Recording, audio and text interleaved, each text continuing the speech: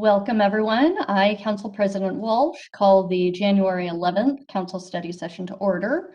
Due to the Governor's Proclamation 2028 relating to the COVID-19 emergency and open public meetings, this meeting will be held entirely remotely. There are multiple public comment opportunities at tonight's meeting.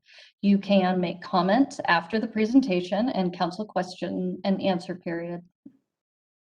Let's see, at the beginning of the meeting, or you can make comments after the presentation and council question and answer period on tonight's agenda items. I'll also share a summary of any comments that have been emailed regarding any of the tonight's agenda items. So I will now take a roll call of council members in attendance. Please say here when I call your name. Council Member DiMichele. Here. Deputy Council President Hall. Here. Council Member Hunt. Here. Council Member Joe. Here. Councilmember Martz. Here. Councilmember Ray. Here. Great. The first item on the agenda is public comment. So if there's anyone on the call now who would like to make public comments but didn't sign up to speak, go ahead and raise your virtual hand. If you're on the phone, you can press *3. If you've joined by computer or smartphone, look for the hand icon. It varies where it is by device. One option may be to go into the participant panel and choose the raise hand icon in the lower right-hand corner. So I will wait for a moment and see if anyone wishes to raise their hand. And so, clerk, has anyone signed up to speak or indicated a desire to speak this evening? Yes, Council President, Resident Lisa Haynes has signed up to speak, and I see her in our list of attendees, but for some reason, I am unable to make her a panelist. Looks like there's some audio connection issues there. Lisa just disconnected, so hopefully she'll get a chance to reconnect. Do we have anybody else in the meantime?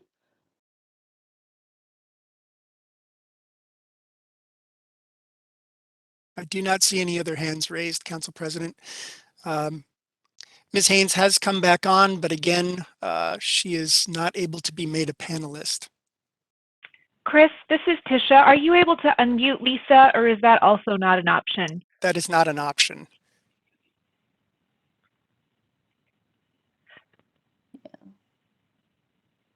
So I was going to say, Lisa, if you can hear us, I'm not sure if I think you're interested in commenting on the Human Services Strategic Plan update. So you can either call in and we'll see if we can grab you now, or if you're able to call in and want to make a comment after that specific item, we'd be happy to have the comment as well. Tisha, did you have any other recommendations? Oh, it looks like her audio may have just come online. Oh, there we go. Oh, good. Then it's not an issue at all. So we'll work to get you promoted and see if we can get a comment from you, Lisa. Ms. Haynes, I am unable to move you up to panelist, but I have unmuted you, so you should be able to speak. Okay, can you hear me? Okay. Yes. Okay, excellent. Thank you very much. Thank you very much for giving me this opportunity to speak at this meeting. My name is Lisa Haynes. I'm an Issaquah resident. I live up on Squat Mountain. I'm here to support the Human Services Strategic Plan. I'm particularly excited about the Where Are We Going section, and especially on goal number 3B, which focuses on homelessness and particularly youth homelessness in our community. So I would like to draw your attention to goal 3.7, which says provide technical assistance at minimum quarterly to programs and local providers actively working on housing options for homeless youth and/or adults. For example, the Garage a Teen Cafe. And so this is the bit that I'm particularly excited about, because did you know that in 2020-2021 school year, 140 teens in the greater Issaquah and Snoqualmie Valley area were reported as homeless? This was before COVID, before the eviction protection order was changed. And this is only the number of students and families that reported themselves as homeless to their schools. I suspect that this number is greater. So with the stigma around homelessness, the fear of law enforcement and CPS, this number at best is an estimate. So I don't know if you know where the nearest support is for our homeless youth, but it's in Kirkland. And I don't want our young people to have to leave our community, their friends, their schools, and their families in order to get help. I would like them to be nurtured by this amazing community and supported by us. Thank you all for the hard work and consideration that has gone into this plan. I mean, it's enormous and it has some amazing plans in it. And thank you for letting me have time to speak. Thank you. Thank you, Lisa. And Chris, has anybody else signed up to speak or indicated a desire to speak? No, Council President Walsh, they have not. Okay, fantastic.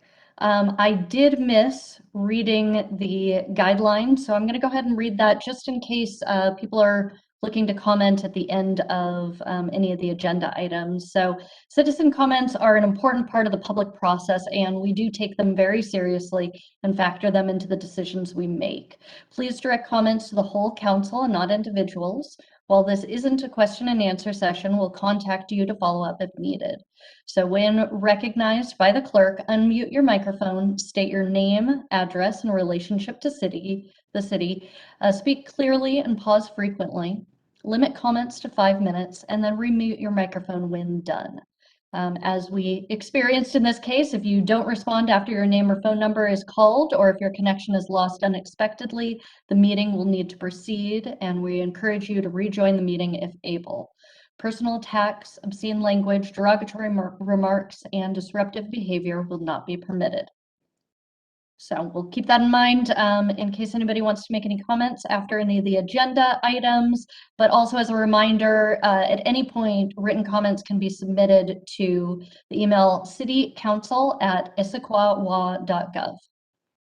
So at this point, we're going to go on to the next item on our agenda, which is ID 0920, the Human Services Strategic Plan Update, presented by Monica Negrilla, our Human Services Manager. So I'll give it over to you, Monica.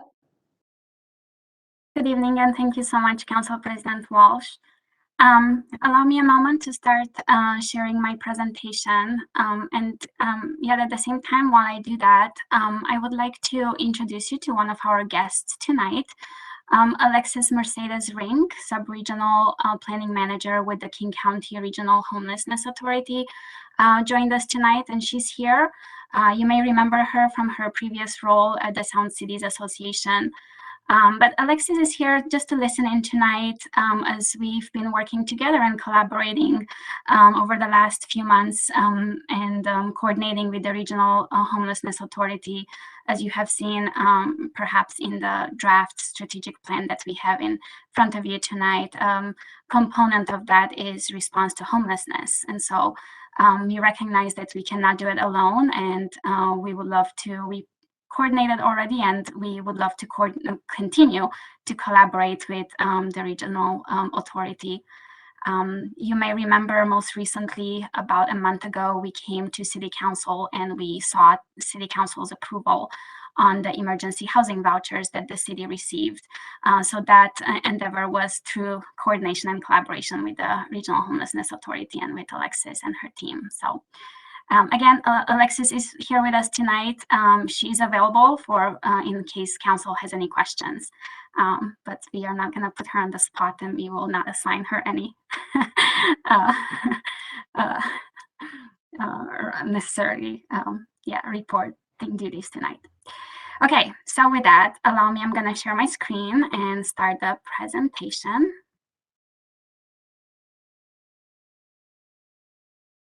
While I do that, again, also in attendance tonight, you may see a few human services commissioners or equity board members, and also some of the human services staff. And of course, you've seen already my direct supervisor and Jeff Watling, Director of Parks and Community Services. We are all here if you have questions at the end. let's get started then. Tonight, council members, humbly, we bring to you in draft format Issaquah's first Human Services Strategic Plan. The document in your agenda packet is the result of our team's work for the past 6 months. And so our goal tonight is to provide you with an update of the progress that we made so far and to seek input on the draft document. Specifically, the direction that we seek, and therefore the questions we pose to you tonight are the following. 1, are the content areas in the draft plan comprehensive and clear? Are we heading in the right direction? 2, are the proposed goals reflective of the community needs? Is there anything missing? And 3, does our approach reflect the city's commitment to equity? I'm going to start off with providing a brief background of this work. Then I'm going to move to talk a little bit about our purpose. Then I'm going to provide a brief overview of the development process, our approach to equity. I'm going to cover and summarize a little bit the community engagement we conducted. And then I'm going to move into a few details on the content area. But coming back and saying a little bit about the background, one of the action items in the social and economic vitality goal area of the citywide strategic plan is the adoption of a healthy community strategy. Work on the healthy community strategy began in 2019.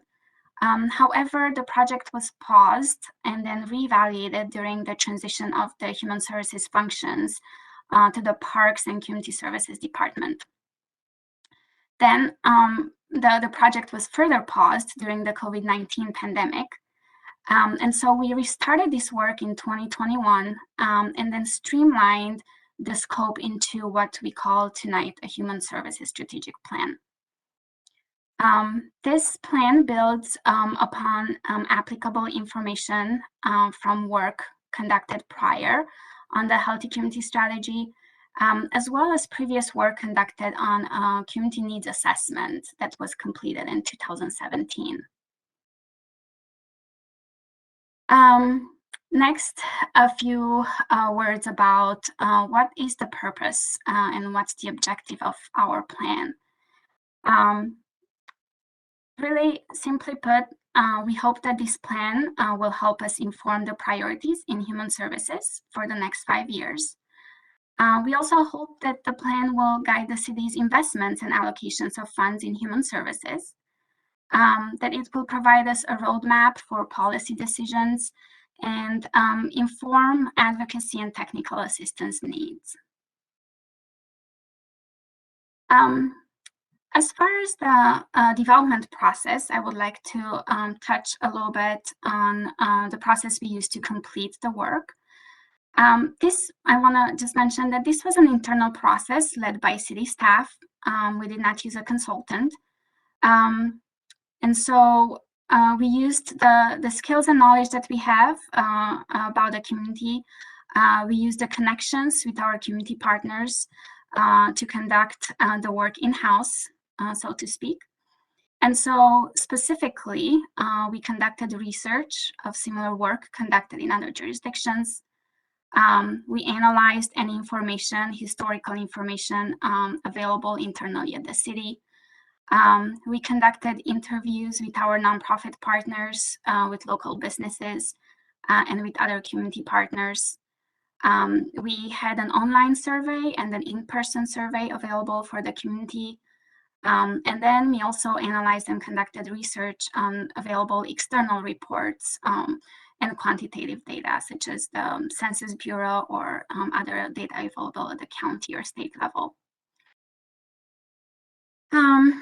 Our approach to equity. So in human services, our work always focuses on supporting those who are most vulnerable and need support. Therefore, our focus already is on the populations most impacted by human services needs. In this case, in Issaquah, about 7.8% of the population lives in poverty. And then next, we did additional research in trying to identify the disproportionate representation of the communities living in poverty. And we discovered that 77% of those who live in poverty in Issaquah are non-white. Most of the communities are Hispanic, Latino, and those who identify as other race. And so with this focus and knowledge, then we focused on proposing goals and interventions that help address the inequities. Moving on, a few words about the community engagement that we conducted for the plan. As I mentioned a few minutes ago, we had an online survey. Actually, for the first time, we conducted a service in English, in Chinese, and in Spanish. And we had nearly 250 respondents. We conducted over 50 interviews with our community nonprofit providers, businesses, faith-based communities, and other community partners. We conducted 7 focus groups with different populations and age groups, and 6 community workshops. So moving on to the content areas of the strategic plan. As you see on the screen and also in the draft plan, we started with a brief summary of who we are. We'll review the city of Issaquah's characteristics and demographics. We touched on our commitment to equity. We developed on the human services roles and functions.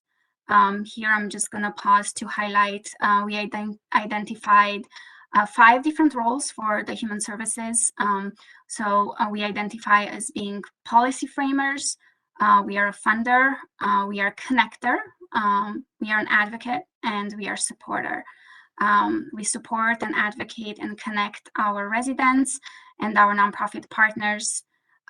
We also provide funding in human services. And then we are also policy framers as we bring different policy initiatives to you, City Council.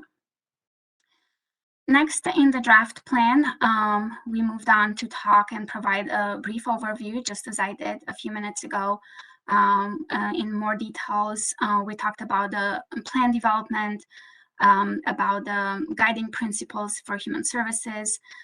We had a pretty good summary of the community engagement we conducted. And then next we moved to on to what we learned, and we described the information that we learned during the community engagement process. Here we focused on 2 different areas. On one end, we highlighted the community resources that exist and the services that exist in our community. And then we moved on to highlight the gaps or the barriers, the needs that the community experiences. And I'm going to talk about that in just a few moments. Following the information on what we learned and the resources and needs in our community, we used the gaps that we identified to create the goals and the strategic actions. So when we talk about where we are going, we started with the human services vision. We focused on identifying the focus areas, the goals, strategic approaches, and the actions. We talked a little bit about the funding process. I'm going to touch on that in just a few minutes.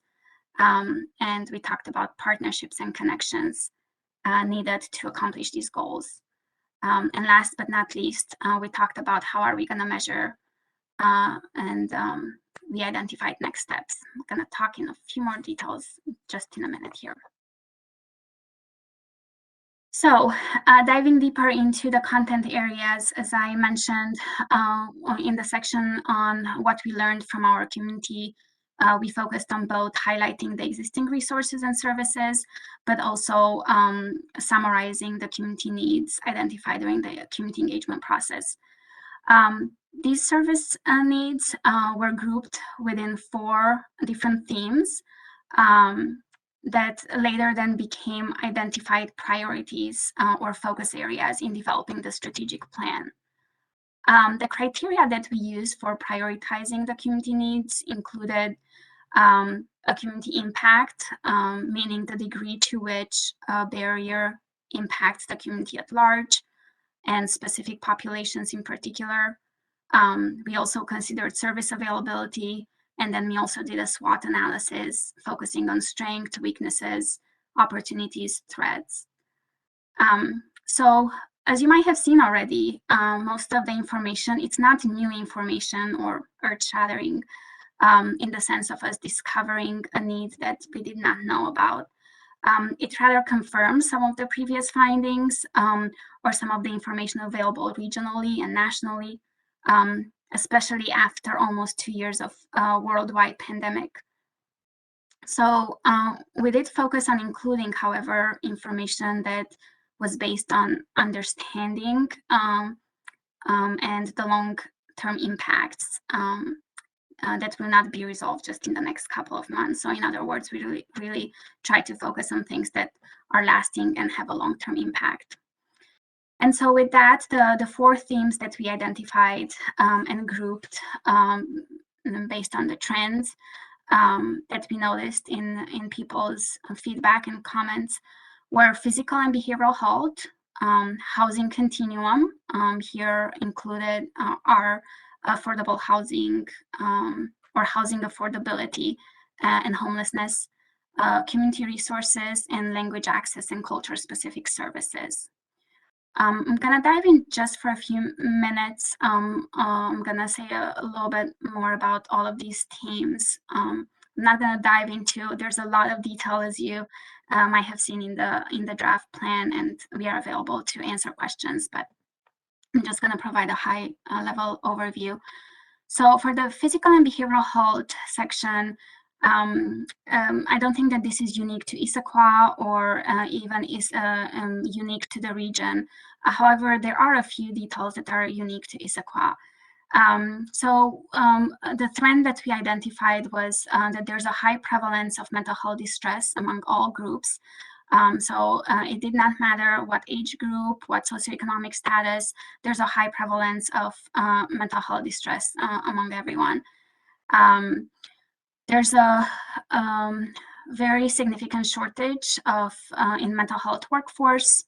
There are limited or no public behavioral health services in Issaquah, so this is unique to Issaquah.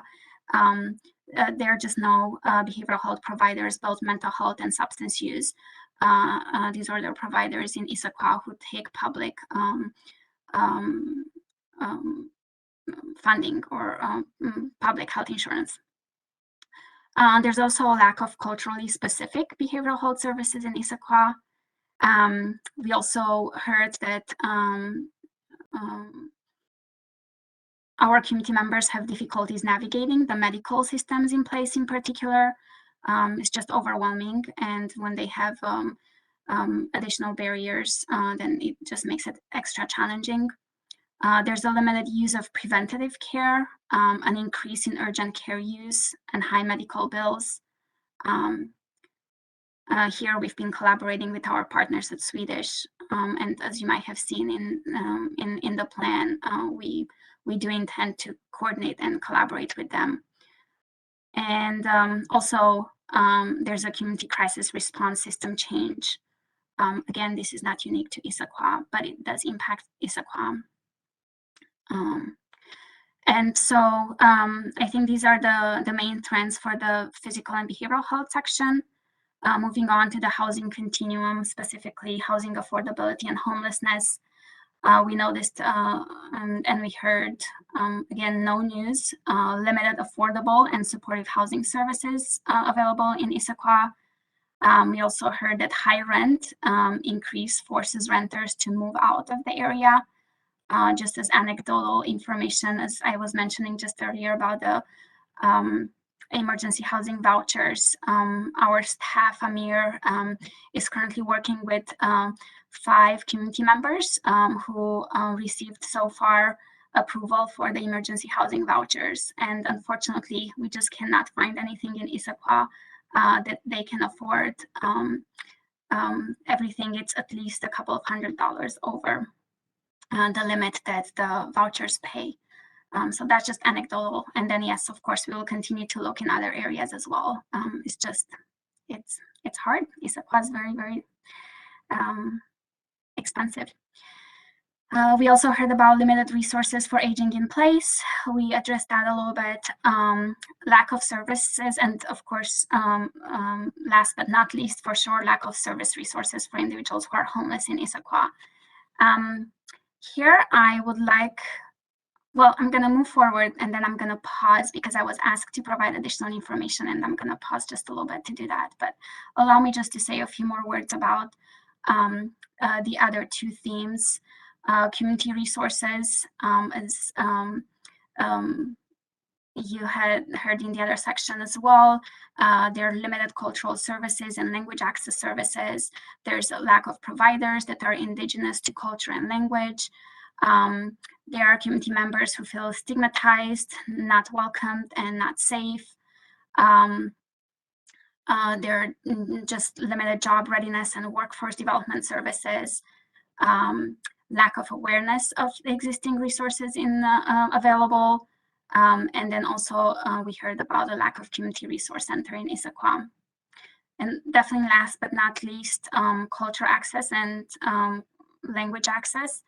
Again, we heard this in all the sections about limited language access and culture specific services, lack of providers that are indigenous to culture and language again, and the same feeling of stigmatization.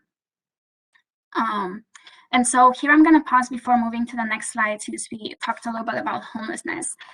Deputy Council President Hall reached out earlier to ask for a brief update on our most recent homelessness response during the severe weather emergency. And so with your permission, I would just like to provide like a 1-minute update on that, on lessons learned. So as you may recall, during the severe weather event between December 23rd and January 5th, we worked with community members who are homeless, and we sheltered 20 individuals at Motel 6. And so while that was because we were able to plan in advance, and we were able to coordinate not only with our regional partners at the Regional Homelessness Authority, but also internally with our emergency management team, we were able to get accurate information regarding temperatures and weather, and we were able to plan in advance. And therefore, before the severe weather hit and the heavy snow and low temperatures hit, we were able to already have people in a safe place, sheltered. However, there were also a few other lessons that we learned. In particular, that often when we work with individuals who are chronically homeless, the level of need goes beyond sheltering. And so, for example, of the 20 people who were at the motel, 2 required hospitalizations for serious medical conditions. One of them actually had undergone surgery. So we helped coordinate that.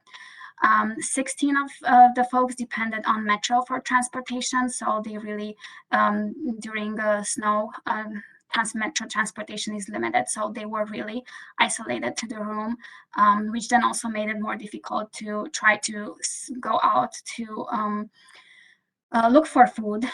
So 4 of them were unable to access food outside of the meals, just because of also not just transportation, but also no financial resources whatsoever. And also 4 of them also had needs for drug or alcohol treatment, which was not available during that time. So I'm very, very thankful for our team. It was a team effort.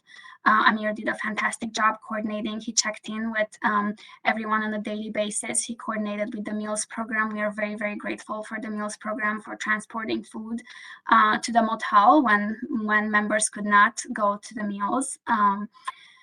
For those with no cell phones, we are grateful for the time that we were able to coordinate with them and then actually really work on long-term planning. And so that was also very, very helpful. having knowledge of where the encampments were in advance helped us again plan in advance and make sure that everyone was at safety, because then we know where to find folks. And also, as I mentioned, very, very grateful. Amir did an excellent job, and it was also a team effort. When Amir was on vacation, Hannah helped coordinate the checkout process. Our parks ranger, Peter, helped with transportation of folks from the motel during checkout process. I helped cover when staff were on vacations, weekends, whatever we could. It was a team effort, and I'm very, very grateful for that. And thank you for that opportunity to pause and provide that input. Ooh, with that, I realize I'm talking a lot, but I promise I have just, it's a long project. I have just a little bit more, and then I'm available for questions. But at the same time, I can always pause if there are questions in the middle. If there are none though, I will just continue so I can get through the presentation, and then we can take questions after. So moving on, based on the community engagement process and the information that we learned, we took that information, as I mentioned earlier, we prioritized already during the community needs, the focus areas, and then we just turned those into our priority areas, right? So we started always with the vision and our hope for Issaquah, and that's at the foundation of the goals moving forward. The only change that you might have seen compared to the community needs that I just covered, you might have seen that we had 4 areas. We had physical and behavioral health, housing continuum, language access, and community resources. Moving forward, when we identify goals, we added a 5th focus area. We added overarching community needs. And that is mainly because we noticed that there were a few trends that would come up. The same information would come up in each of the other sections. So instead of just repeating a goal or a strategic action multiple times, we just created these overarching community needs. And I'm gonna give you an example in just a minute. But following these focus areas, we then identify the goals, right? What do we hope to accomplish in each of these focus areas? So that's kind of like describing the what. And we identified 5 overarching goals. And those are the high level goals. After that, we went and dove deeper into identifying the strategic approach. Basically, this is the how, right? What's the method that we will use to reach those goals? And we identified specific measurable goals for each of the action items. We used the SMART model. You may be familiar. It stands for specific, measurable, achievable, realistic, and time limited. So just going through in the draft strategic plan, there are quite a few of them. I'm just gonna cover one as an example on kind of like how we went about this. So for example, in what I was just mentioning in the overarching community needs, that's the focus area. We start by defining and identifying what that is. Then we move into the goal. And then next we identify the strategic approach for that goal. We describe it. And then we go into identifying a specific action. I wanna note that for one goal, there might be multiple strategic actions.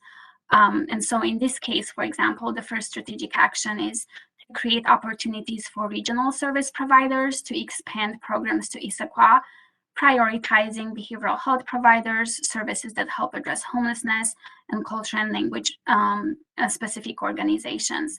And then we dive even deeper, noting that we want to support the creation of a physical resource center, a multi-service center, or identify rent subsidies that will facilitate new service locations in Issaquah with the same focus that I just mentioned. Then we also, again, dive very specifically into noting that we will actively engage at least 2 new service providers per quarter to facilitate communication and encourage expansion plans to Issaquah. We identify a start date and then a revision and target date. You might have seen in the entire draft, we do note a revision and target date that is before the 5-year plan. We just felt that it's gonna be too long of a plan without having a point where we do a check and see how is this going. Are we making progress? Do we need to edit, evaluate, or reevaluate, or refocus? So that's the reason why we identified for each of them a target date that is different than just 5 years. So, and with that, that was just one of the examples for the strategic actions that we identified in the plan. But to summarize, really, the strategic actions and goals in our first draft can be summarized as follows. We want to support expansion of new services to Issaquah. We want to sustain existing services in Issaquah. We want to facilitate community access to existing and new services. And with that, we want to prioritize equity, culture, and language access. On to a few words about the financial impact of the plan. We identify 3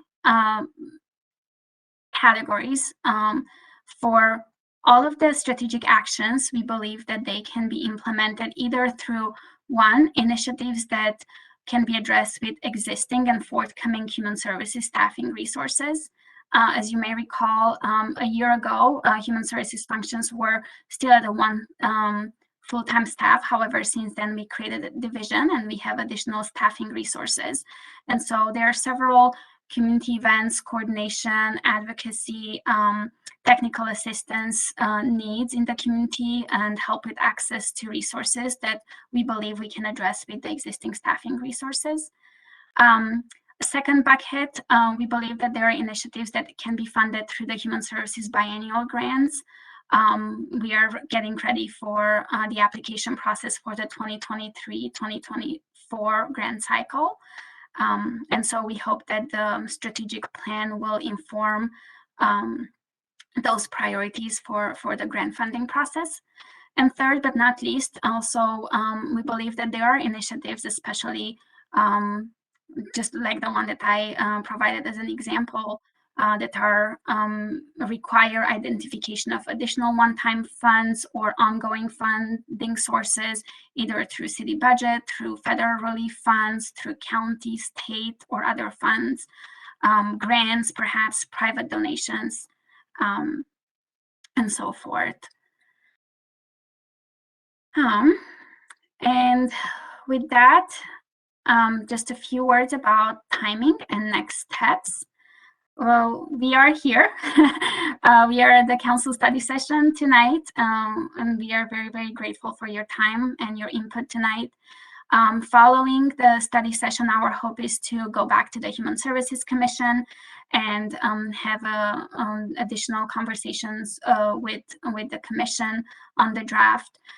We also hope to make the draft strategic plan more public and provide opportunities for community engagement for about a month at the end, starting this week, to provide opportunities for the community to provide additional input. Next, we hope to come back to the Human Services Commission in case they have any additional and final thoughts. And our hope is really to come back to City Council on February 22nd with a hope to adopt the final Human Services Strategic Plan. We are hoping to have the plan adopted in time for the 2023-2024 Human Services Grant Cycle that opens this year in March. And so it is a pretty tight timeline. And we look forward to hearing your input and your thoughts tonight. With that, just a brief repeat of our direction sought before we go into questions and other public comments. So the questions in front of you tonight, council members, are the following. Are the content areas in the draft plan comprehensive and clear? Are we headed in the right direction? Are the proposed goals reflective of the community needs? Is there anything missing? And does our approach reflect the city's commitment to equity? And with that, we are almost ready for questions and answers. I also want to highlight that really the plan, we believe it is just the beginning and not a final end. We do hope that the plan is dynamic. We also want to make a note that we believe it is scalable. Additional budget items we hope to address during the budget process. But certainly we are available for questions. And before I'm gonna stop talking, because this was an internal process, I would like to thank a few folks. I just need to stop sharing here for a moment. We have a few internal staff that really were life-saving, I want to say, in helping us complete the draft plan. Hannah Roberts, she's our Human Services Coordinator. She could not be here tonight. She's on a well-deserved vacation. I'm so glad that she is on vacation. But hopefully she will be back here at the next meeting. She completed the community engagement process. She took the lead on it, and mostly it was her project. Amir and Marisol did also a tremendous job in helping with engaging homeless folks in Issaquah, in helping engage those who don't speak English. So very, very grateful for my team. And also very, very grateful for two other staff at the city. Thomas Rush, our communications coordinator, he helped with the visual. Anything, if you like anything that's visual, it's pretty. It's our Thomas, our communications coordinator. And we also worked and coordinated with Dale Markey-Cramp. If you remember, she's our management analyst and also the one who coordinates the citywide outcome measures. And so we checked in with her when we created the outcome measures.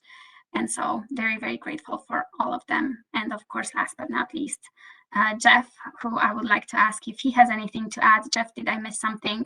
Jeff is my direct supervisor and the director of Parks and Community Services. So, Jeff. Boy, Monica, did you miss anything? No, other than terrific work. Just thank you, Council. Good evening. Again, I think this presentation certainly represents the work that went into this effort. Again, I would echo Hannah Roberts and Monica just did such a great job of this. I'd also just quickly want to highlight, I think the journey that we've been on since January of 2020 as Human Services made this reorganization transition into Parks and Community Services. I would just highlight and emphasize what Monica said, that in many ways, in fact, Monica, I think it was our probably first, second, and third conversations in that we were, hey, what do we want to do about the healthy community strategy? And how do we bring some framework around that? And how do we help that really shape human services conversations? And I think hearing from you, Council, and from administration and from the community, there was a real desire to start to put some strategy around human services and how we deliver human services programs. Along comes a pandemic. That did not create our human services need. There were human services needs before the pandemic, certainly during, and will continue to be after. And so just great work by staff in this effort. Like our other strategic plans, as Monica highlighted, this is not a budget mandate. This is intended to be actionable. It's intended to be scalable. Recognizing there will be future funding conversations really through every operating budget and how we want to invest, what we want to invest in human services. This plan is really intended to whatever decision we make as a community, as a council, the investments we want to make, we're doing it strategically and we're doing it within some priorities. So great work, Monica. Thanks a lot. That's it. Well, excellent. So at this point, we have heard from Monica. We've gotten the presentation there. The next point is council question and answers, followed by public comment, and then ultimately council deliberation and, well, direction. So I see we've got a few things of questions here. So we'll start with Councilmember Martz. Thank you, Council President. I want to zero in on the finances around this. On page 9 of the packet, it talks about these 3 buckets, right? And you mentioned them, Monica. things we can do with existing staff, things we can do through biennial grants, and things we need one-time and ongoing revenue sources for. So I guess I have two questions. One is, those three buckets, are those referenced elsewhere in the document? When you have your various goals, do you specify out what's in buckets 1, 2, and 3? That's the first question. And the second is really, what is likely to be the overall price tag on this in an annual basis for ending fund balance when we go to implement this? I don't see a lot of dollars in this plan. So those are my two questions. Thank you. Thank you so much, Council Member Martz. Yes, I think we intentionally did not put a dollar price tag. We rather focused on identifying the needs and then identifying the goals. Our intent is to move the budget conversations into the budget process. But also answering so I've started with answering your second question. The first question is, we did reference later in the plan the three buckets. However, we did not tie each of the strategic actions to one of the buckets. That is something that we can certainly do for the final plan. As we were working on identifying what other visuals we can bring, that's definitely one of the areas that we can certainly do. So we just talked at high level. We did not go into identifying, okay, this will be done with staff resources, but we can certainly, that's doable for the final plan. And then with that, I'm not sure if I answered your question regarding the budget too, or if there's also anything else that Jeff would like to add to that. You've answered my questions. Thank you. Thank you. Okay, and then next we've got Councilmember DiMichele. Thank you, Council President Walsh. First of all, tremendous amount of really good work. So congratulations. And I'll have further remarks later on. But I am focused, like Councilmember Martz, on those three buckets. And my concern is specifically to the grants area. I sent you questions earlier, and I will ask those again so everybody can get the same answers. How much is allocated currently for the grants, the human services grants? When was the last time we increased that amount? And then can you just go through the grant cycle? Because as you pointed out, the grant cycle starts in March. Applications are due in April. We are in the thick of it already, and so I'm concerned about the timing of working out the budget implications and the grant cycle going forward. So can we start with how much money is allocated, and when was the last time we increased it? Thank you so much, Councilmember DiMichele. So currently, the Human Services Grants bucket has $500,000. And the last time this was increased was in the 2017-2018 funding cycle. Prior to that, the bucket for Human Services was at around $370,000.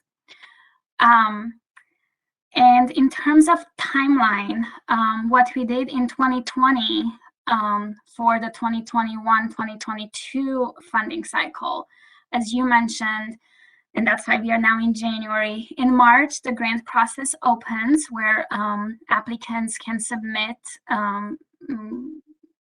applications. I was trying to find another word, applications. So the grant process opens in March, and typically it ends in April. Sometimes, and we are considering now a little bit of flexibility and closing it in May to allow more time. And then between May or June and August, between May and August, typically the Human Services Commission works with staff in reviewing the applications and making recommendations.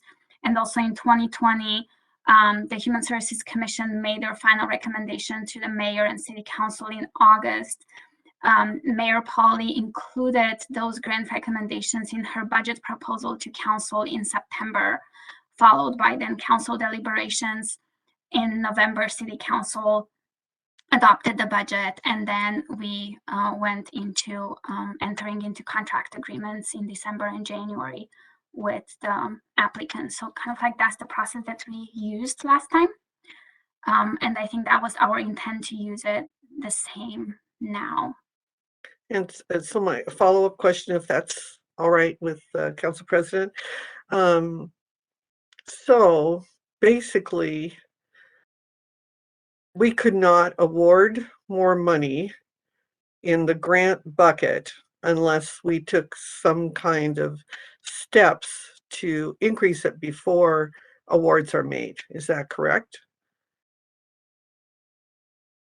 I think it depends, and I see Jeff has his hand up, but I can, and Wally also turned his camera on, so probably I can shout so they can.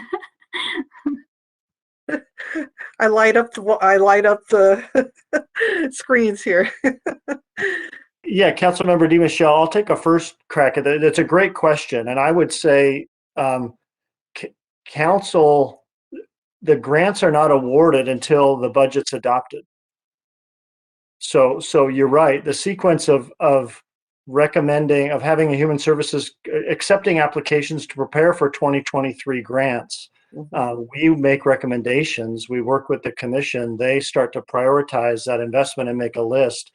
But the actual awards don't happen until the budget is adopted. And so that does create opportunity for council ultimately to decide funding level for that operating grant in that future year, as opposed to assuming, making an assumption on the grant level prior to your budget deliberations.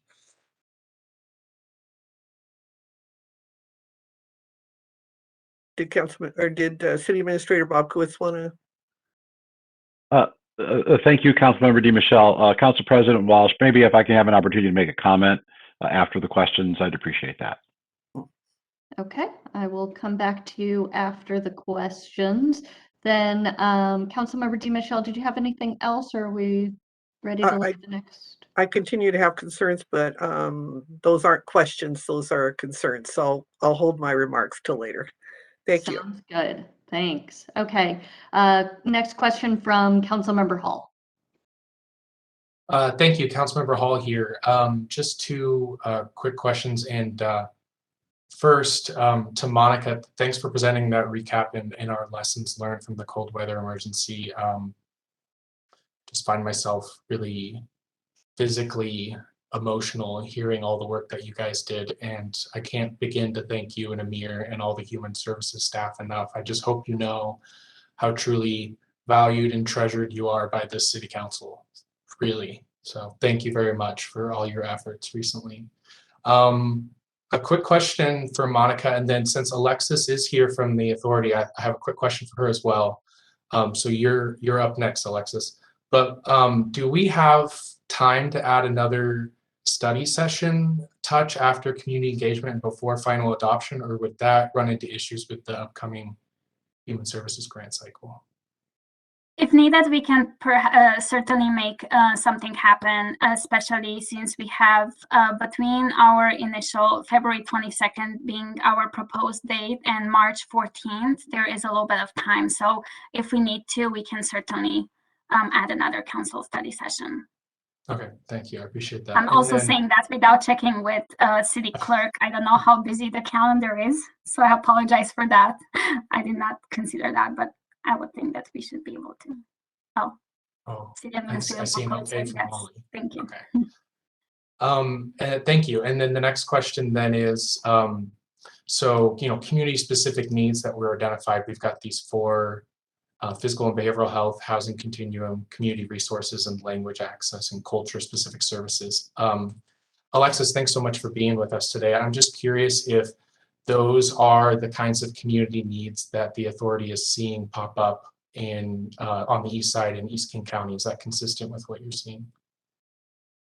I would say, I would share, I believe that that is consistent, but I would also share, like, especially since we're focused specifically on homelessness response, we get a little bit more in depth. So really looking particularly at, for example, those who are what we would call high acuity, so perhaps experiencing behavioral health challenges, substance use disorder, or physical health challenges, and a combination of those things. We've identified that as like an additional need area, just region wide. And so, yes, consistent, but really we're having an additional kind of targeted focus on our unhoused community. Thank you very much. Okay, any other follow-up questions, Deputy President Hall? Nope. Okay, fantastic. And we've got Council Member Ray for a question. Thank you, Council President Walsh. So this question actually I have a little bit of a preamble to it. First, I love that in the plan that you've got checkpoints that built into the plan to make sure that we're staying on track. But my question, this isn't for the current iteration of the plan. Sorry about that. Iteration of the plan, but more about it going forward is the 2017 community needs assessment is hard to believe, but it's 5 years old now, and the community has changed a lot in those 5 years, and particularly the last two.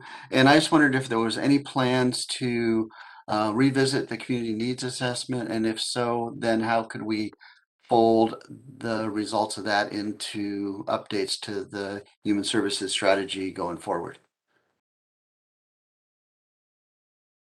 Thank you, Councilmember Ray. I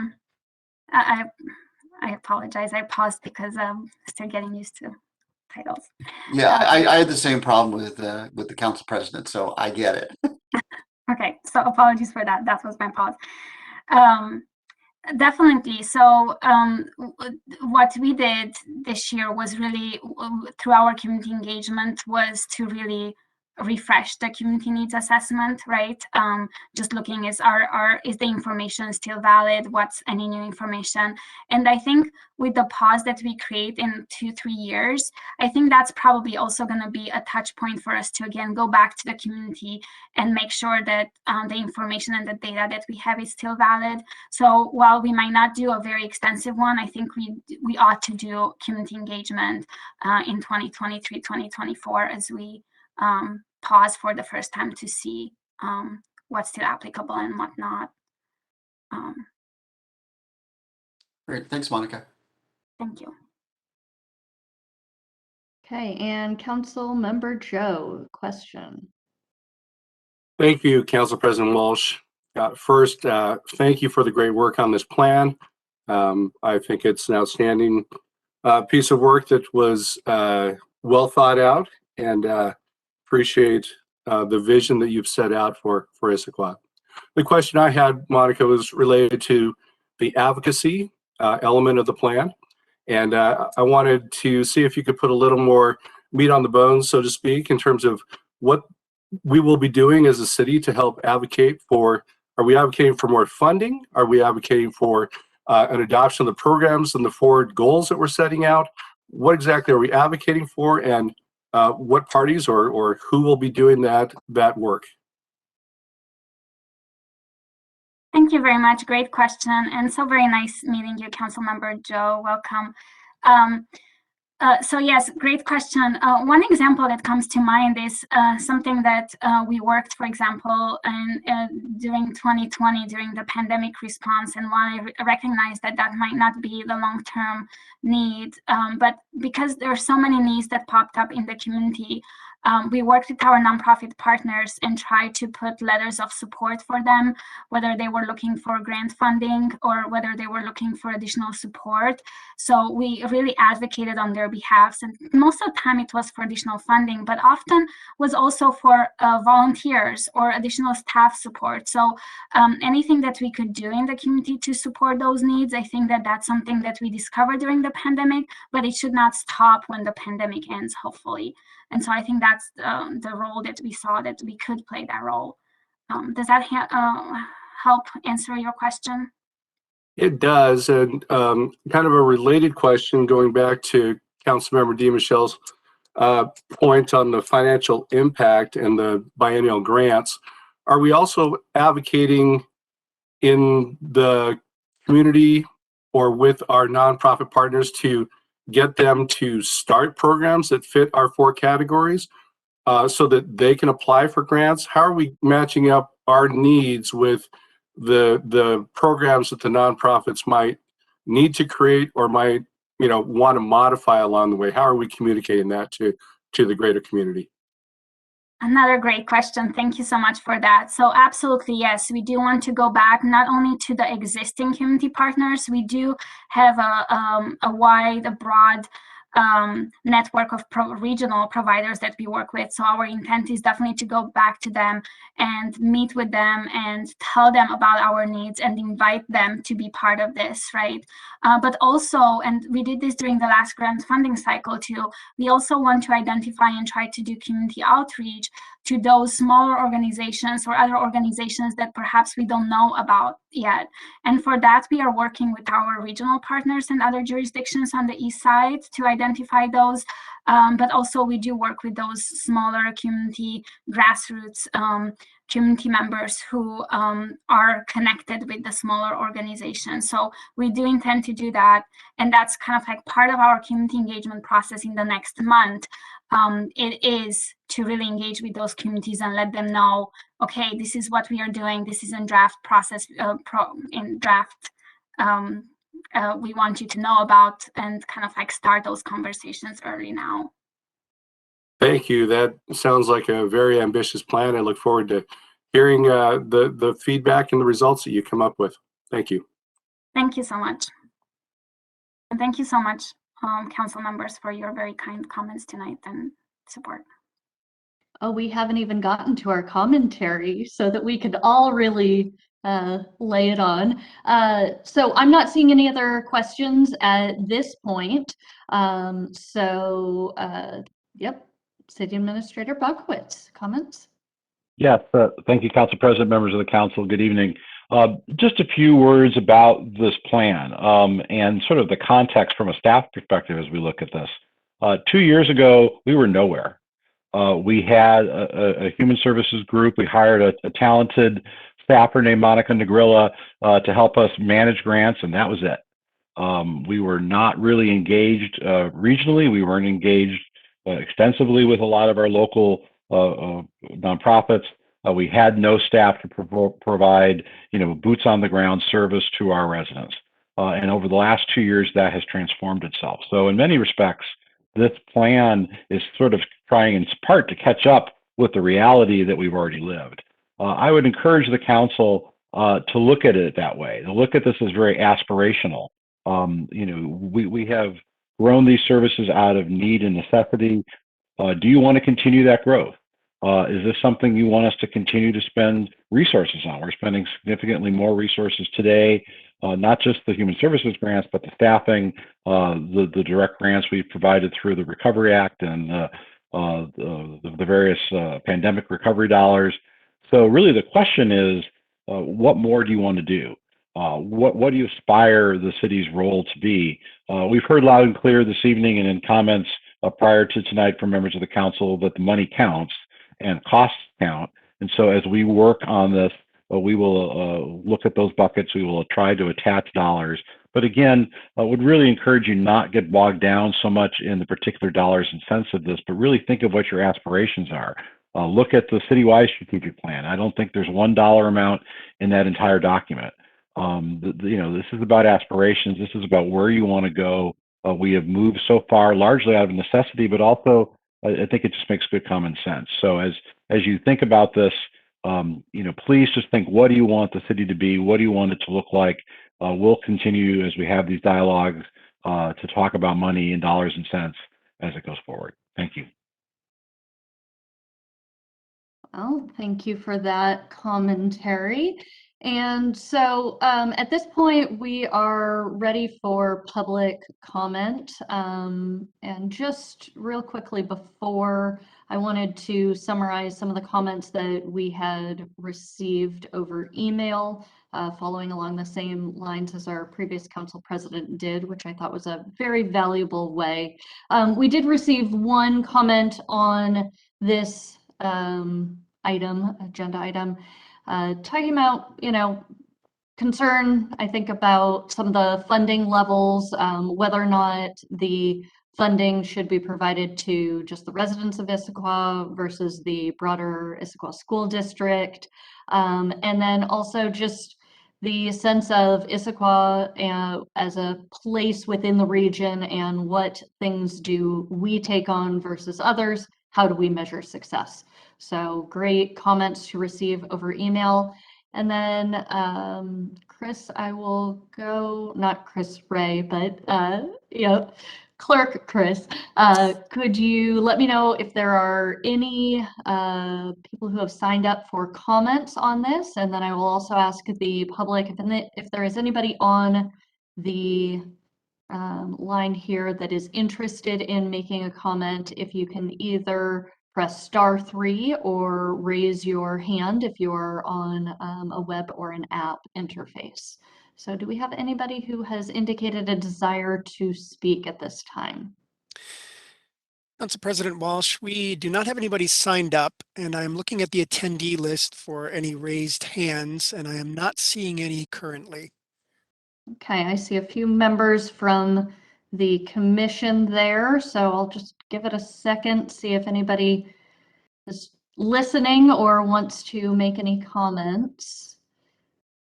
I'm not seeing any at this time. So, Council Yep. President, Alexis Rink would like to make a quick comment if you would allow. We would love it. Fantastic. Thanks, Alexis. Go ahead. Wonderful. Thank you so much. And again, just such a pleasure being here tonight. And I just wanted to take a quick minute to express how encouraging it is to see this council's interest in a human services plan, but also how this city has just been showing up as a partner. And in the wake of severe weather, only exacerbated by really the Omicron wave that we're seeing right now, our homelessness response system is really facing tremendous challenges, and we're in need of strong regional partnership to get folks inside and provide supports for their stabilization and healing. So in service of that, I just wanted to express that I deeply appreciate any future opportunities to present and engage council and work with the KCRHA, and just extend a huge thank you for inviting me tonight, and a thank you to staff and all of you for the work that you're doing.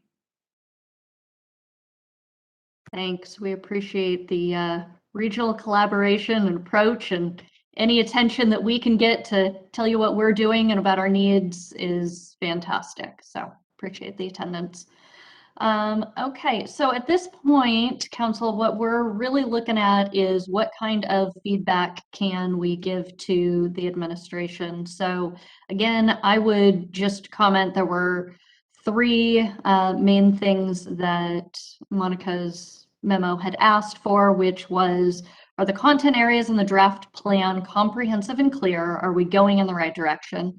The second, are the proposed goals reflective of the community needs? Is there anything missing?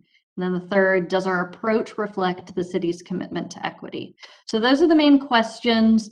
As I had said in an email, I will also ask after we have done discussion and summarized our feedback, whether we feel that this is ready to move ahead with the plan, the timeline that was presented for an anticipated city council adoption on February 22nd, or if we want to provide feedback and direct the administration to consider either a different direction or a different timeline, or coming back to a study session again in the future, which obviously could have impacts. So I think it would be good to talk about that at that point if there are any comments there. So I will look to see who wants to raise their hand first on making some comments here. Let's see, and then I'll race in. Okay, Councilmember Mertz, we'll start with you. Yeah, I'll make a comment just to sort of get the conversation going.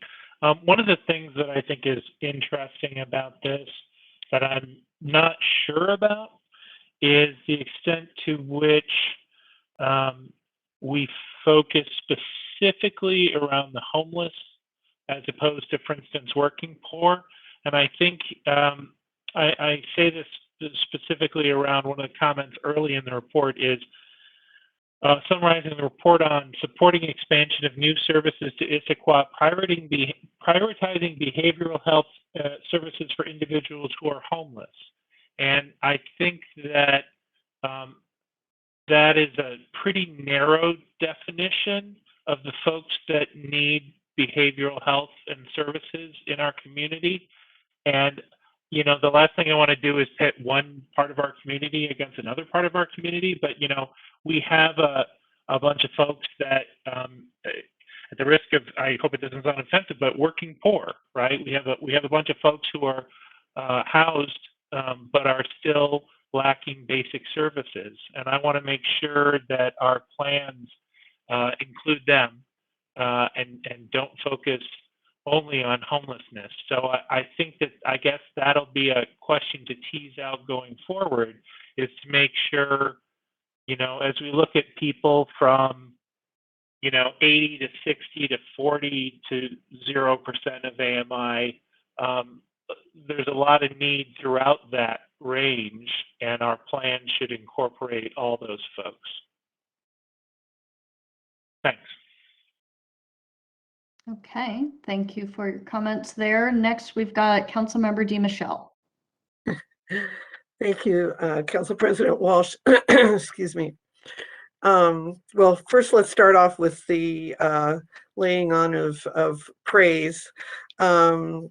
I really think it is just a tremendous piece of work, and especially when you realize it was done in-house and without any outside consultant help during 2 years that have been just incredibly stressful.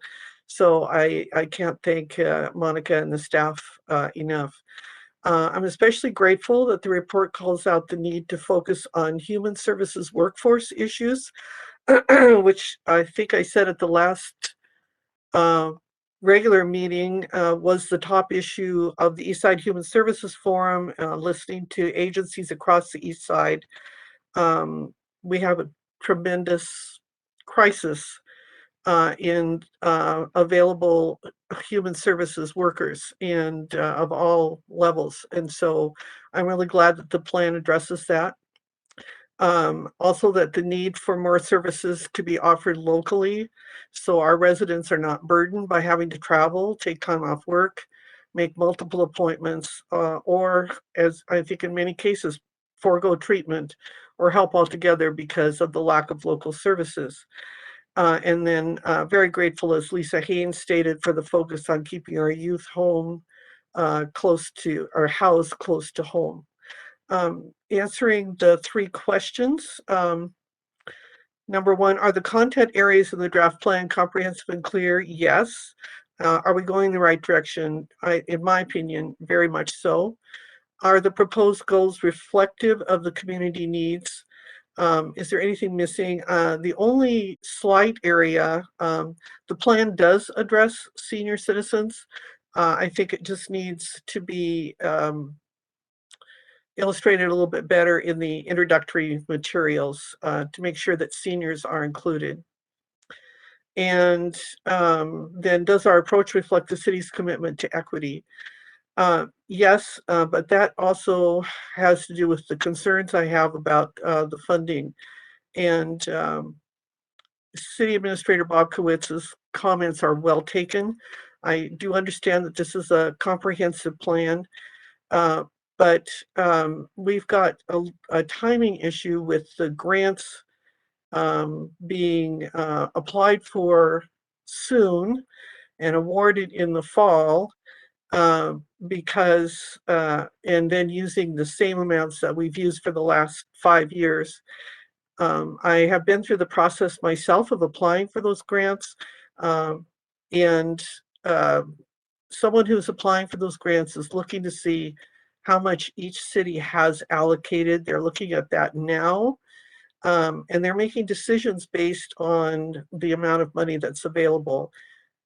We have to recognize, I think, that our social service agencies have had a terrifically hard 2 years, and this plan is very ambitious, and it's asking them to stretch again and perhaps change a little bit of their direction to put emphasis in other places. to take on perhaps some new staffing or new ways of approaching things. And I'm very worried that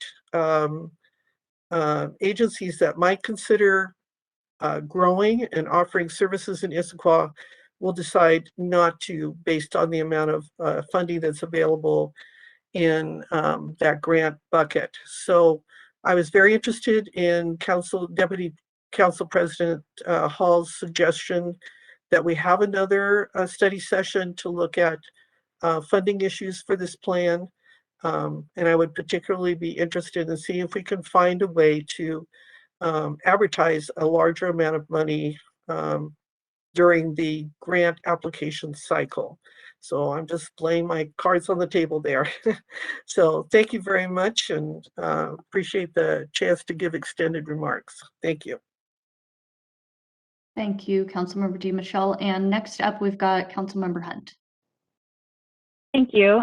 Well, I generally agree with the comments that have been made, that I think we're headed in the right direction. I appreciate that we've come a long way and really strengthened our ability to provide human services over the last 2 years. So in that broader context, really appreciate the plan and the improvements that it already represents in the way that we're providing human services as a city. And I think it's been an especially hard, obviously an especially hard 2 years for a lot of folks. So really has been needed. I like Councilmember Martz's question. I would really like to have a better sense of what's in the buckets of what's funded through our current, as of these last 2 years, budget versus what items are in the third category, which is the additional funding, either from grants or from the city. I don't need an exact number. I understand that this is aspirational. I think it would really help us, though, with these questions, with the questions like what Councilmember DiMichele was talking about too, understanding what we can do with our existing resources versus what would be necessary versus grant funding. I think that having more information would help us better have that conversation. It would also better help with understanding the advocacy needs. So just a lot of comments that council members have made, even this evening. I think having that information would help us better use the plan, makes the plan more usable, and then we can implement policy decisions better using the plan going forward. There are some strategic plans that we have also, so there's a precedent for that, like in the Parks strategic plan, it has estimates. I don't think it needs to be as detailed as that, but I do think having some dollars associated would really help us, and would help us take the next steps as far as thinking through the grants versus budget. I also think if there needs to be another touch with this at council, I would be on board with that, because I think it's important. One other comment, so on the questions, I generally think the right goal areas. One thing that I noticed is that we have metrics from the performance metrics for the city overall that we adopted. And I know you said you worked with Dale Markey Crimp on that, the ones that are in this plan, but the ones that are in our overall, I think the ones that are for the overall city performance measures, I think those are really good. And I think having a few like guiding performance measures is really useful.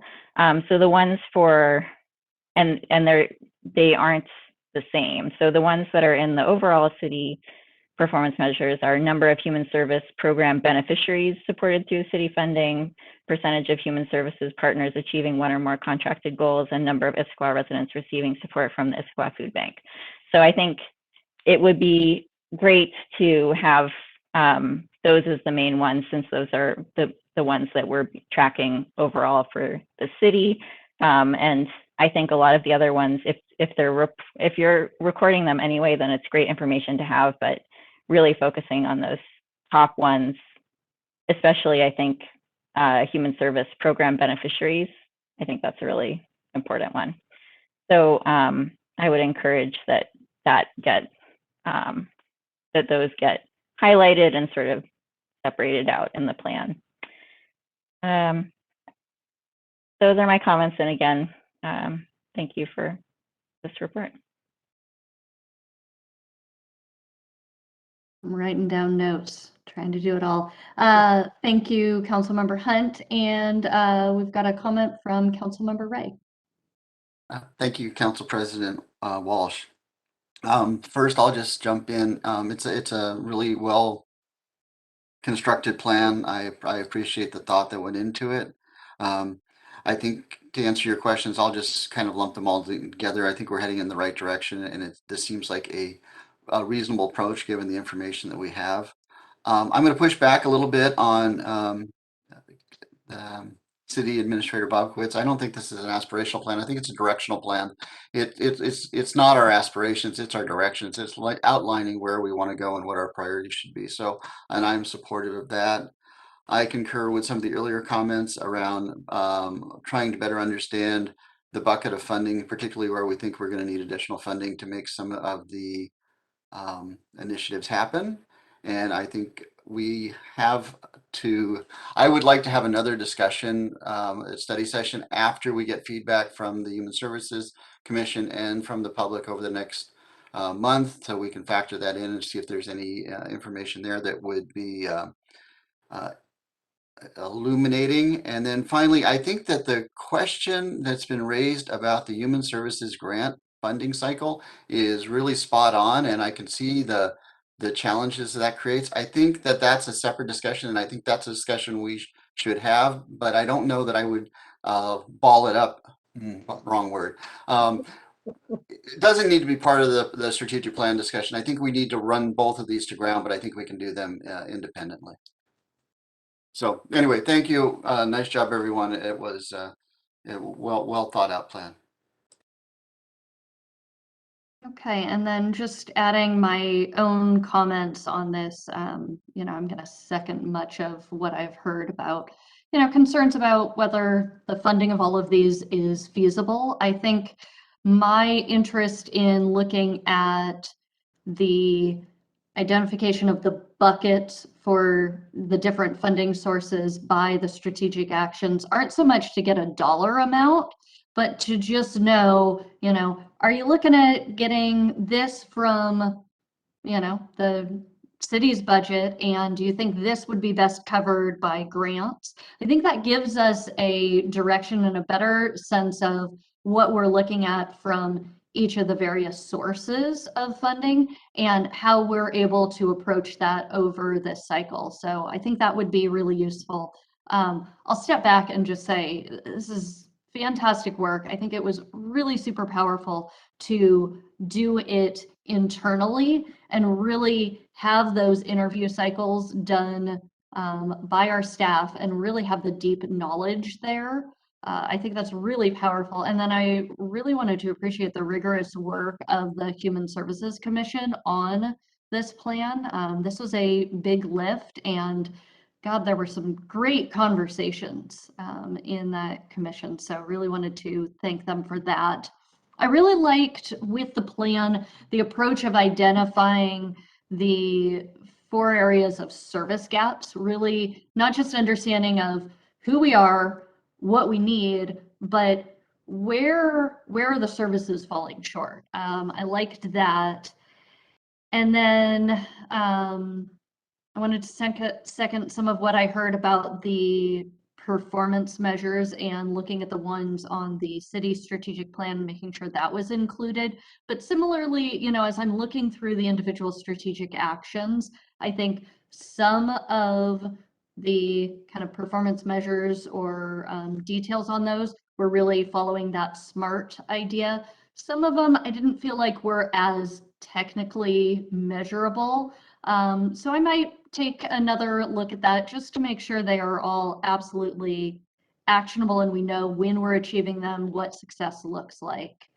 And then I think my final comment is, as I was reading over it, I was kind of surprised that basic food and clothing wasn't as much featured here as I would have expected. I mean, certainly the Issaquah Food and Clothing Bank was included in the list of providers and kind of summarized on one of the major things that they do. But I guess much like Councilmember DiMichele was mentioning, hey, seniors were mentioned, but I'm not sure was a focus.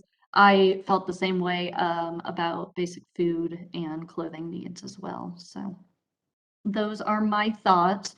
So then taking a step back, Monica, do you want to summarize what you've heard? I've certainly taken some notes and I think there was a lot of overlap. So I'm happy to summarize or have you take a run at it. I can, yeah, I tried to take some notes, and so I can try to summarize for sure. So from Councilmember Martz, again, thank you everyone for all your feedback. I'm going to focus on the action items that perhaps we should consider between now and next meeting. So from Councilmember Martz, we've heard that perhaps as an example, in the behavioral health section, we should not focus only on folks who are homeless, but perhaps also make sure that we highlight those who are working poor or those with low incomes who are working, also incorporate all ages. From Councilmember DiMichele, we heard that we should look into making sure that seniors are addressed throughout the plan. So just going over the plan a little bit on that. Also, Councilmember DiMichele expressed concerns about the funding level and in particular the human services grants, and welcomed perhaps having a council study session to discuss particularly the funding for the plan implementation, for the implementation of the plan. Apologies. And then from Councilmember Hunt, we heard, or I heard, that it would be helpful to kind of like tie each of the focus areas with the bucket. So kind of like identify what is in each of those funding buckets, and what can be addressed with existing resources, and for what we would need other resources, have dollar amounts associated, even if at just a large, broader level. We could use the Parks strategic plan or other similar plans to as an example. Also to include the existing city-wide performance metrics, and to include those in the strategic plan and highlight those as the main goals or the main performance metrics.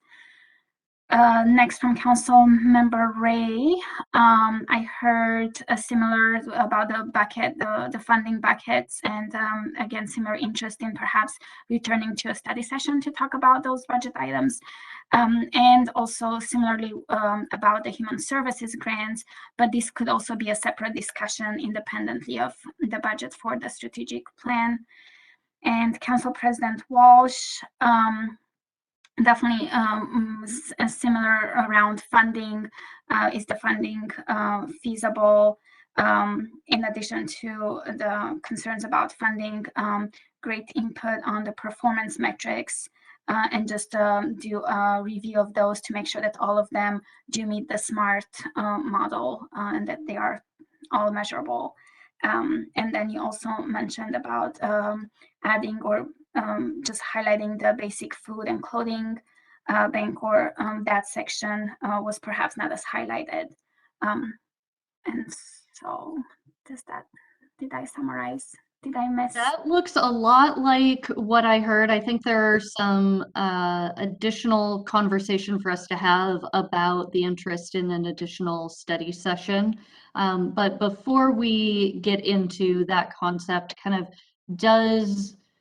did everybody hear their areas of input? Did Monica's summary feel like it was meeting your needs? Okay, great. I'm at least not seeing any thumbs down or pouts or, anything like that. Okay, so then let's go into this conversation about,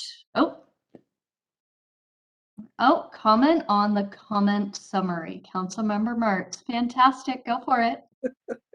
Thank you, Council President. Yeah, I just want to be maybe a little bit more clear. I just want to understand where our plan sort of, where the plan implementation goals, I should say, address low-income members of the community specifically. I have a concern that one of the challenges, and this is not addressed in this specific report, but nationally, we tend to conflate problems of poverty with or sort of means-tested level with working poor. And I think that your data in here shows we've got working families that are not nowhere near median income. And I just want to make sure that I understand what we're doing for those folks. So it doesn't necessarily involve changing anything, but I need to understand from that lens what we're doing for those folks, because I think we rightly have a lot of concern for the growing homeless population in King County, and we've got a lot that we want to do for them, but I also want to see what we want to do for working poor. Thanks. Okay, thanks for that additional piece on that. So let's talk about this kind of timing issue. So the proposal from the administration is basically we provide feedback on the Human Services Strategic Plan, and it follows through its process of going back to the Human Services Commission and talking to the public about it, with a goal of anticipated City Council adoption on February 22nd. I heard a little bit of conversation about an additional study session. I'm wondering whether, can I hear, does that mean we want to hold off on this and we don't think we're moving toward a February 22nd potential adoption? Or is the study session kind of saying, we can continue moving forward on the potential plan adoption, but we have some other things maybe related to the grant cycle and the funding elements? How are we feeling about that? Anybody?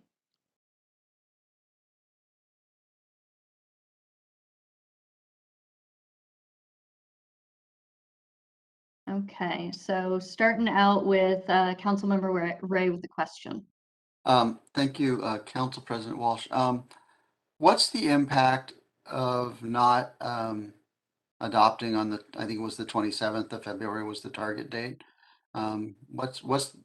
Before I can say yes or no, or it's great or it's not great, what's the impact of not doing that?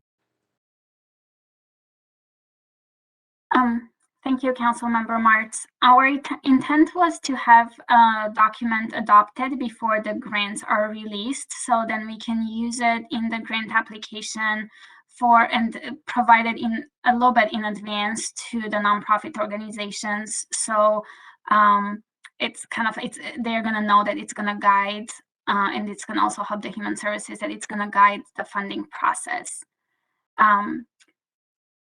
But ultimately, yeah, so that's the impact. If it's not going to be adopted in time for the grant applications to open, then we would just need to provide other information on what are our focus areas. So typically, just to step back a little bit, when the grant application process opens, each city presents its focus areas and kind of like what are this different cities looking for in the grants. So let me summarize what I think I heard, because so it would be optimal if we have an adopted strategic plan that we can then attach to the grant when we go out to make the grant applications available, so that the respondents have a really good sense of what it is we're looking for and what our priorities are. Okay, thank you. Thank you. Council President, can I amplify on that a little bit? Go for it. We're talking about a couple weeks here. I think certainly if the council would like another touch in a study session, we can fit that in.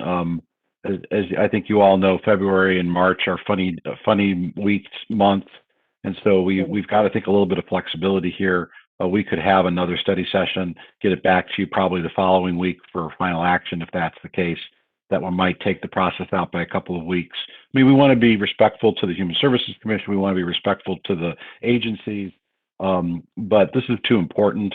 I think everyone will understand if it's 2 weeks later than the optimal schedule in order to make sure that we're getting the word out of what our needs and priorities are. So if the council would like that, we can make it work, and I don't think it will have a real material impact on the process. Okay, thank you for that. Let's go to Deputy Council President Hall. Thank you, Council President Walsh. Yeah, I guess no really further comments then. I would really like to have another study session touch. I think that there are potentially a number of changes, and I think it's easier as a council to have a discussion in this format than to be suggesting amendments up on the dais at a regular city council meeting. So that's where my head's at.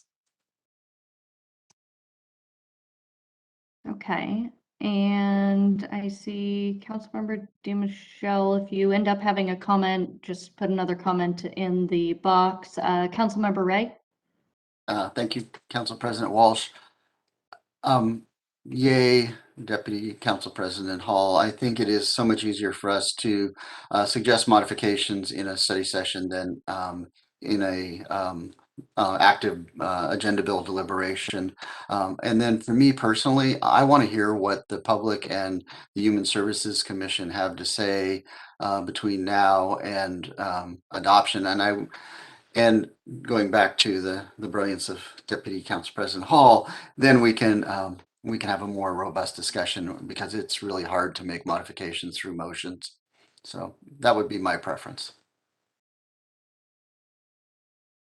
Okay, so I've heard two people who have said, hey, we have a preference for having another study session on this before moving it forward toward anticipated adoption. Only hearing from two, but I'm not hearing anybody saying no. Okay, a few more thumbs up. Fantastic. Okay, so we've got a good sense then that the direction of the council is we've got some feedback. We want to direct the administration to add another study session on this topic, see if we can hear back from the Human Services Commission and or the public about some of these comments that we've had here and see if we can have a robust conversation on that. Okay, sounds good. Well, thank you, Monica and Jeff and Alexis and everybody who's contributed to the conversation tonight.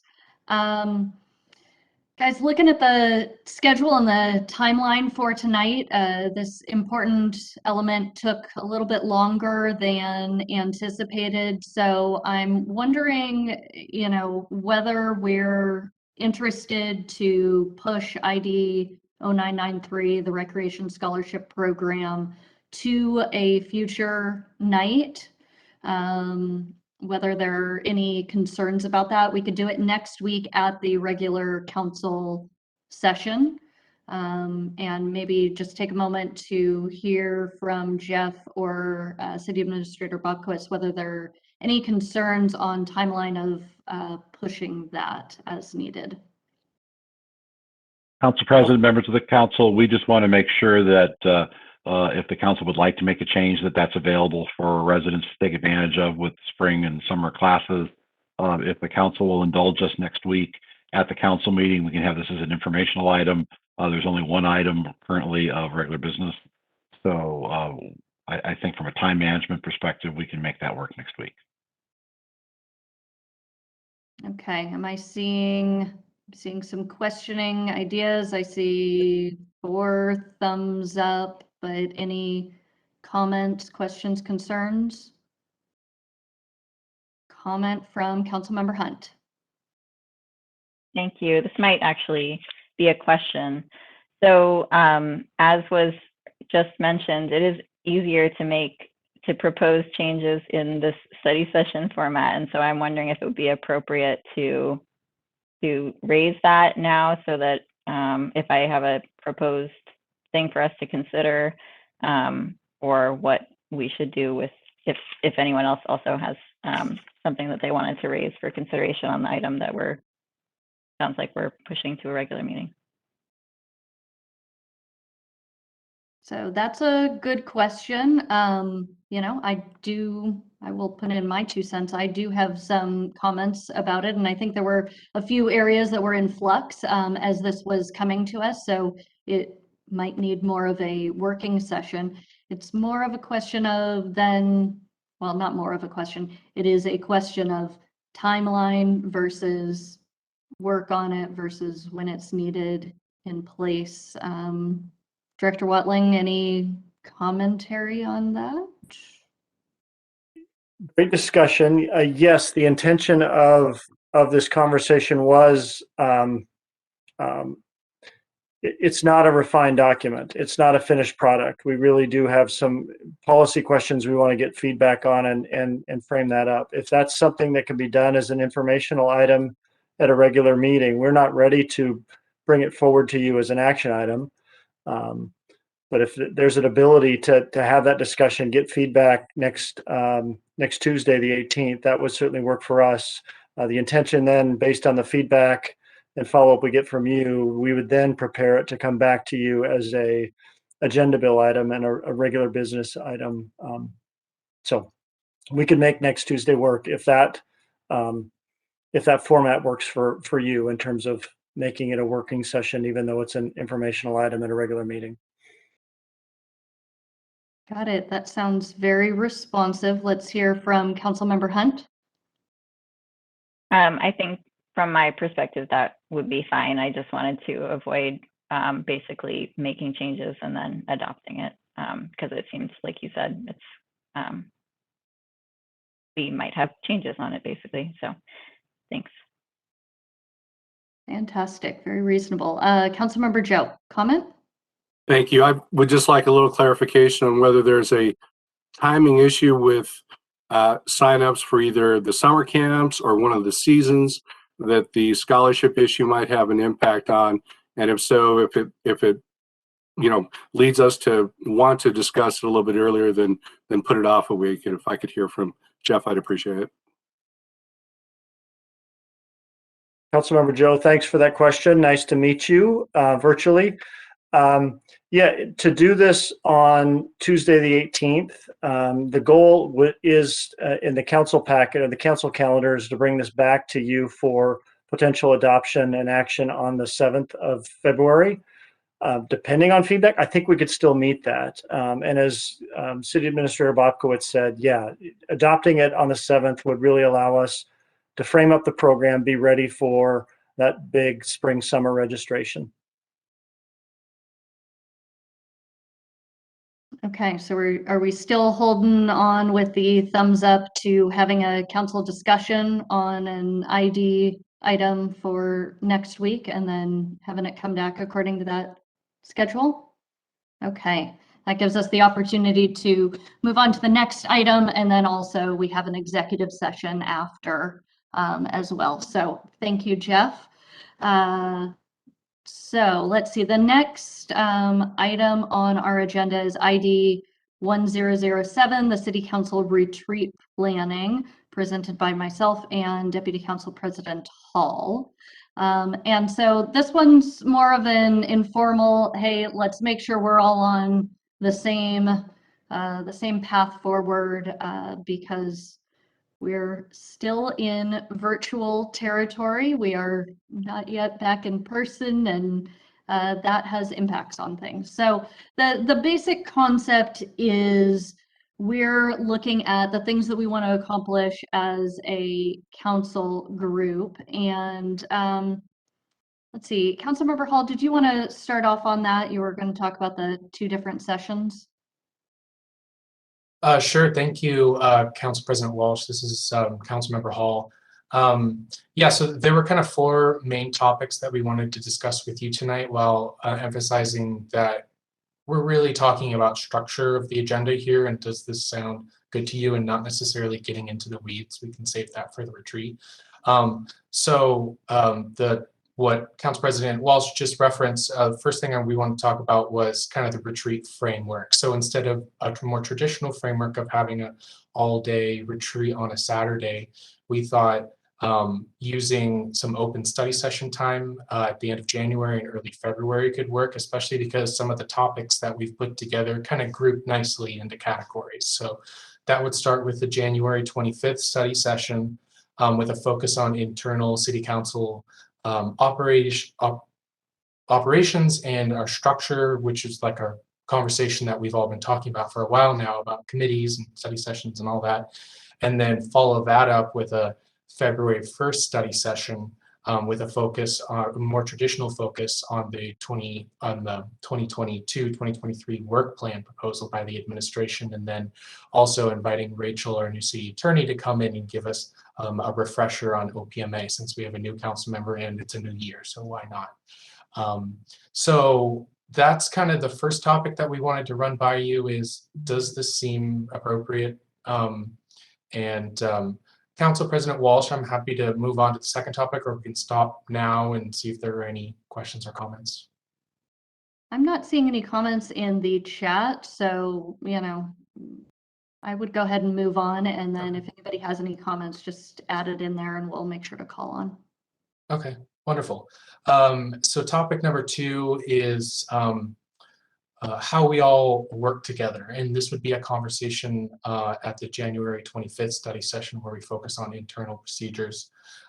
So Council President Walsh and I have had discussions, and we'd like to lead a conversation about our guiding principles as a city council, what our expectations of one another are, what our expectations of leadership are. I think we've taken a lot of inspiration from the Sound Cities Association. They have a list of guiding principles that they reiterate every year. Some of those are no surprises, have each other's backs, think about who's not at the table, respect differing views, explain your thinking, acknowledge disagreement. So some of these things we'd like to have a conversation about. Well, what are the group priorities in terms of guiding principles that we all want to come to agreement on for the Issaquah City Council? So those are the first 2 topics, and Council President Walsh, I'll pass it back to you. Shuffling all of my different items up here. Let me find the one that I was looking at. Yeah.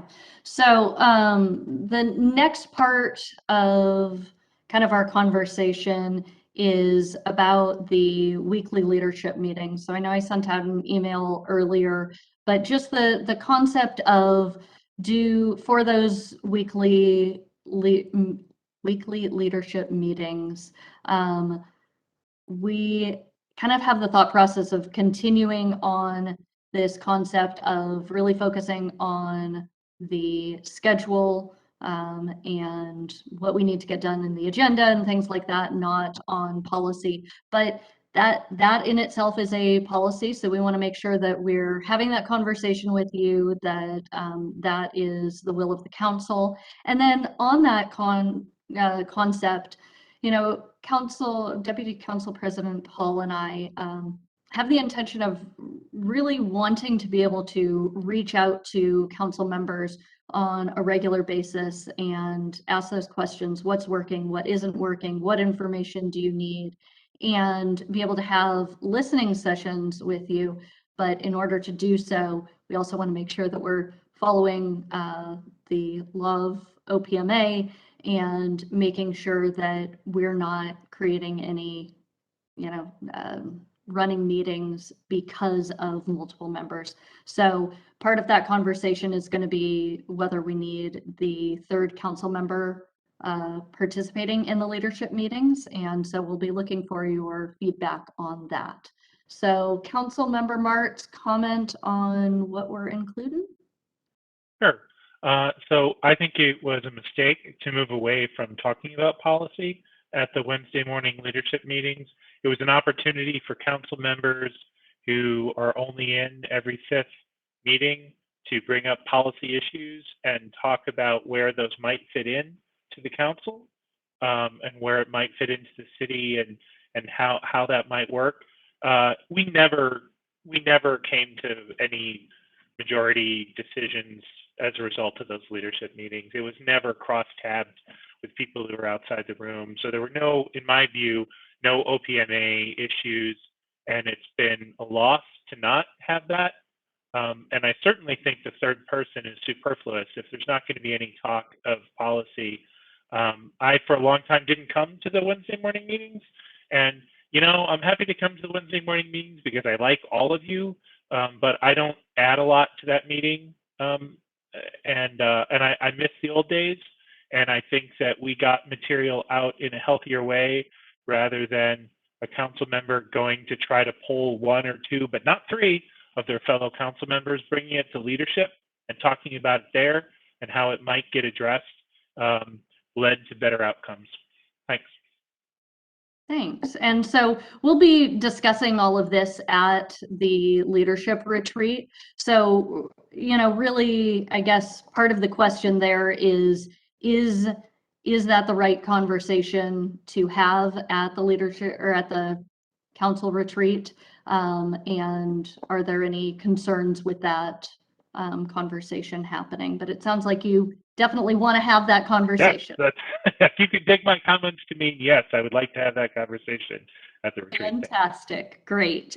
And then, you know, the other piece of the retreat is, you know, talking about our meeting structure. So that's this big question mark that we have up in the air of study sessions versus committee meetings, and then also how we handle our ad hoc committees, whether we need them, if we go to committee, you know, all of those concepts. So we, Zach and I plan to send out an email ahead of the retreat with the agenda of those items and also just a list of questions for you guys to consider. We're, you know, there's a lot to talk about, and I know we could probably have 4 different meetings on study session versus committees. So we're really hoping that by asking the questions ahead of time, you guys can really think it over and we can have a good conversation during that meeting. And then just to highlight, at this point, we're still planning for this to be virtual. And so the questions really at this point are, have we missed anything? Is there anything else that should come up in this retreat that we haven't included? Is there anything else you think that the council should discuss? And then do we have any feedback on using the 2 currently open study sessions versus coming in on a longer weekend? Well, I say coming in. It's not actually in person, so it's not coming in at all. It's sitting in front of your computer on a Saturday. Do we have any thoughts on any of that? Shaking heads. Okay. I'm not seeing any comments or thoughts. I'm going to say we're probably fine doing it as it is. I know we're all in deep anticipation talking about our process and meeting structure. It's important for how we do business, but at that point, anything else to add, Deputy Council President? Nope. Okay, so then that is the last item, I believe, on our, we also have a good of the order. And then I know, Chris, you're coming on to say, hey, wait, we've also got the executive session. Yep. That is correct, Council President, but please continue. Yep. Okay. Just I'll call out good of the order. Does anybody have anything for good of the order that wants to be included at this point? I hadn't heard about anything ahead of time. I'm not hearing anything now. So at that point, again, we've got an executive session. It's its own event, so you'll need to go back to your calendar and click on that link to join that because the study session will end. So at this point at 8:24, I would, oh, good of the order, Deputy Council President Hall.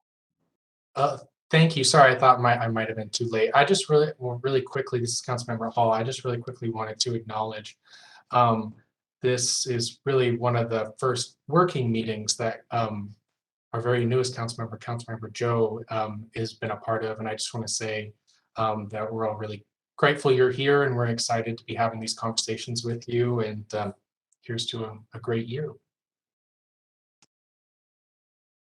Council President Wallace, I wonder if it would be okay with you if I read the opening for the executive session on camera so people hear which RCW we are actually using for our meeting. Fantastic. Go ahead, Mayor Polly. Thank you.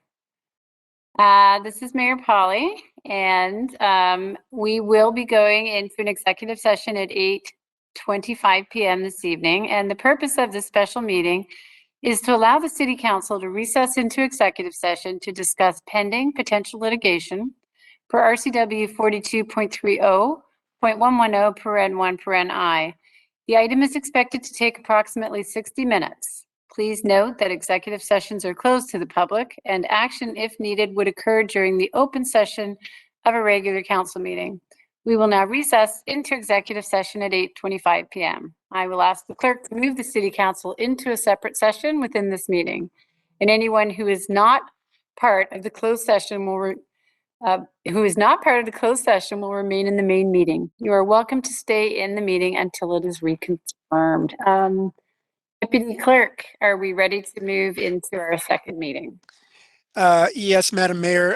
The way this has been structured is that you will log out of this and log into the executive session, which is already begun with City Clerk Geeser. Thank you very much, Deputy City Clerk. See you all in there. Bye.